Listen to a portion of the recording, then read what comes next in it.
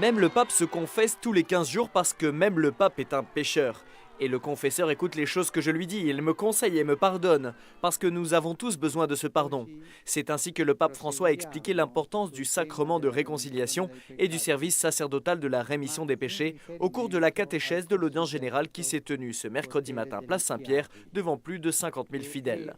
Le pape a rappelé que c'était l'Esprit Saint qui nous portait le pardon de Dieu passant au travers des plaies du Christ.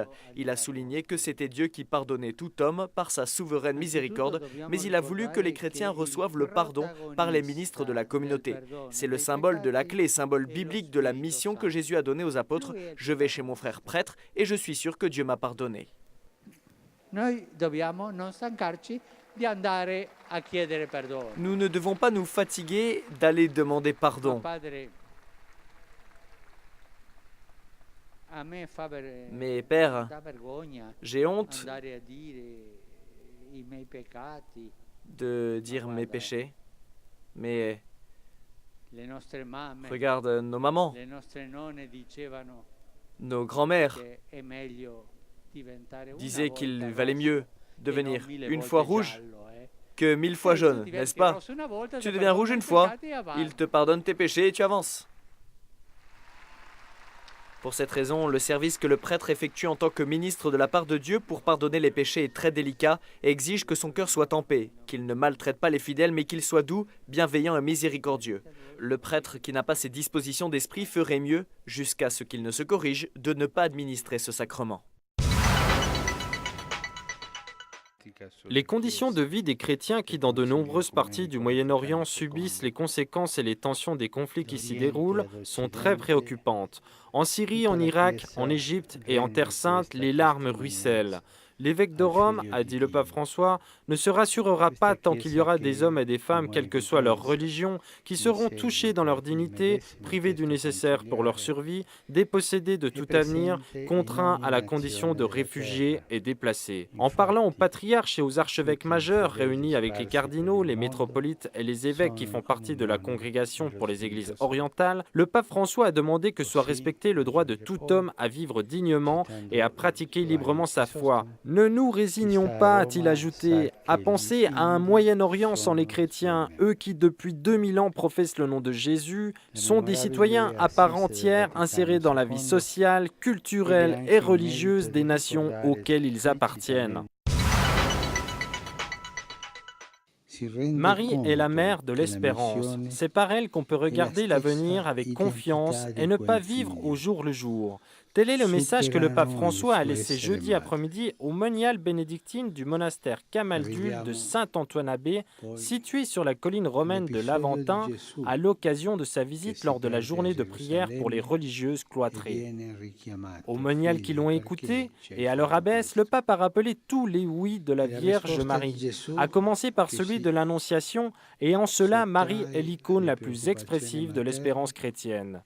Après la célébration des vêpres, le pape a eu un entretien privé avec les religieuses. Le pape François a reçu en audience au palais apostolique au Vatican Vjekoslav Bevanda.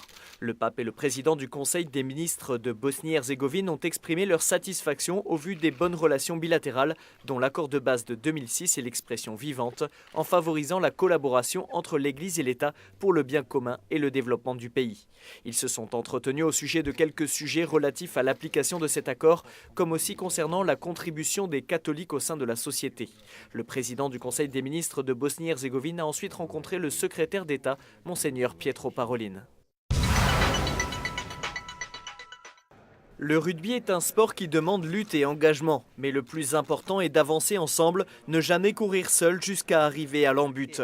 Ainsi s'est exprimé le pape François qui, ce vendredi matin, a rencontré les équipes nationales d'Argentine et d'Italie avant leur match de samedi.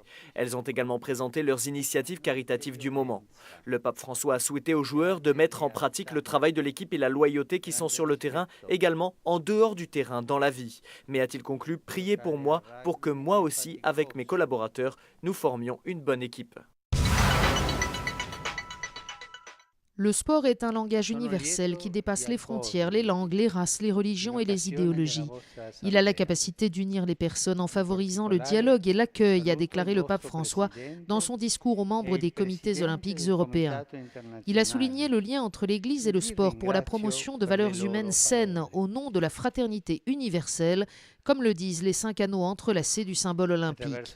François a mis en garde ses interlocuteurs contre le règne des paramètres économiques et de la victoire comme seul moyen d'évaluation des résultats. Le sport est harmonie, a-t-il dit, mais la recherche effrénée de l'argent ou du succès peut rompre cette harmonie. Le pape François s'est adressé au Conseil pontifical pour la pastorale de la santé qui tenait sa 28e conférence internationale sur le thème du respect de la dignité de la personne, en particulier les malades et les personnes âgées. Le pape a évoqué la nécessité d'une assistance à ces personnes qui, à côté des soins médicaux, s'enrichissent d'espaces de dignité et de liberté, à contrario de l'isolement qu'elles connaissent trop souvent.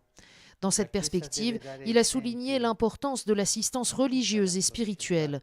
Il faut mettre en œuvre une pastorale particulière avec des formes et des contenus variés pour accompagner la vie religieuse des personnes âgées atteintes de maladies dégénératives graves, afin que leur esprit et leur cœur n'interrompent pas le dialogue et la relation avec Dieu. Pour terminer, le pape a salué les personnes âgées en soulignant qu'elles ont toujours été des acteurs importants dans l'Église.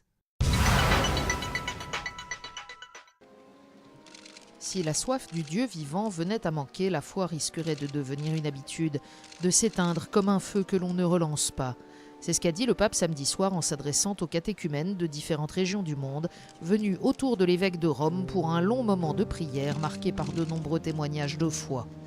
Dans son homélie, le pape a commenté l'évangile de Saint Jean, la rencontre de Jésus avec Jean-Baptiste et ses premiers disciples.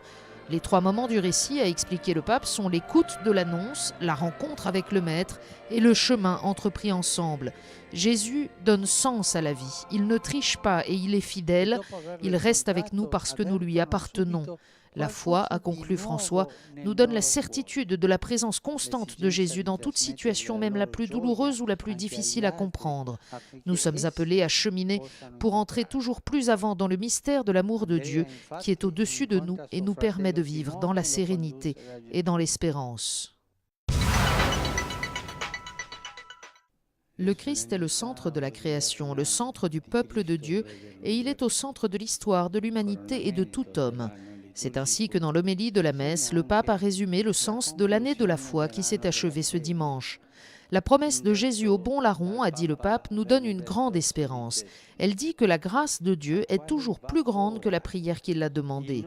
On lui demande de se souvenir de nous et il nous emmène avec lui dans son royaume. Jésus est le centre de nos aspirations à la joie et au salut. Au cours de la célébration solennelle, les reliques de Saint-Pierre ont été exposées à la vénération des fidèles. Le pape a aussi salué les patriarches et les archevêques majeurs des églises d'Orient avec qui il a échangé un signe de paix, rappelant le témoignage donné par ces communautés catholiques jusqu'au martyre. François a également remis l'exhortation apostolique Evangelii Gaudium, document conclusif de cette année de la foi, et une quête a été effectuée sur la place Saint-Pierre en faveur de la population des Philippines. Enfin, dans son allocution avant l'Angélus, le pape a rappelé le 80e anniversaire de l'Holodomor, la grande famine provoquée par le régime soviétique qui fit des millions de morts en Ukraine. Ce lundi, le pape François a reçu le président du Paraguay, Horacio Manuel Cartes Jara. Au cours de leurs échanges cordiaux et après avoir souligné les bonnes relations bilatérales existantes entre le Saint-Siège et le Paraguay, ils ont évoqué des sujets d'intérêt commun concernant la situation du pays et de la région, comme la lutte contre la pauvreté et la corruption, la promotion du développement intégral de la personne humaine et le respect des droits de l'homme. D'autre part, ils n'ont pas manqué de souligner le rôle et la contribution de l'Église dans la société, comme aussi la collaboration du Paraguay et du Saint-Siège sur la scène internationale. La foi en Christ est réellement capable de réchauffer les cœurs. Ainsi s'est exprimé le pape François alors qu'il saluait les volontaires ayant travaillé pour l'année de la foi. La foi est la force motrice de la nouvelle évangélisation. Une foi vécue en profondeur et avec conviction, qui tend à s'ouvrir en grand à l'annonce de l'Évangile. C'est cette foi qui rend nos communautés missionnaires. Et en effet, il y a besoin de communautés chrétiennes engagées dans un apostolat courageux qui rejoignent les personnes dans leur cadre de vie, même les plus difficiles. La meilleure façon de célébrer Sainte Josaphat est de nous aimer les uns les autres et d'aimer et servir l'unité de l'Église. En cela, le témoignage courageux de tant de martyrs des temps modernes nous soutient. Il constitue en effet une grande richesse et un grand appui pour votre Église. Ainsi l'a souligné le pape François alors qu'il s'adressait aux pèlerins ukrainiens venus à Rome pour le 50e anniversaire de transfert des reliques de Sainte Josaphat dans la basilique Vaticane. Le pape a rappelé l'importance de la communion dans l'Église afin que chaque aspect de notre vie chrétienne puisse être animé par le désir de construire ensemble, de collaborer, d'apprendre les uns des autres et de témoigner de la foi ensemble. Bonjour, les Français le connaissent bien. Nicolas Hulot est engagé depuis des années dans le combat pour la protection de l'environnement. La semaine dernière, celui qui a été nommé par le président de la République comme son envoyé spécial pour la protection de la planète était au Vatican pour une série de rencontres dans le but de demander à l'Église de s'engager toujours davantage dans ce domaine. Peu après la conférence internationale de Varsovie, Nicolas Hulot s'est ainsi entretenu avec plusieurs hauts responsables de la Curie. Il compte sur l'influence de l'Église et du pape pour faire bouger les consciences, notamment en vue de la prochaine conférence qui se tiendra à Paris en 2015. L'écologie est un sujet que les souverains pontifes des dernières décennies ont abordé à de très nombreuses reprises.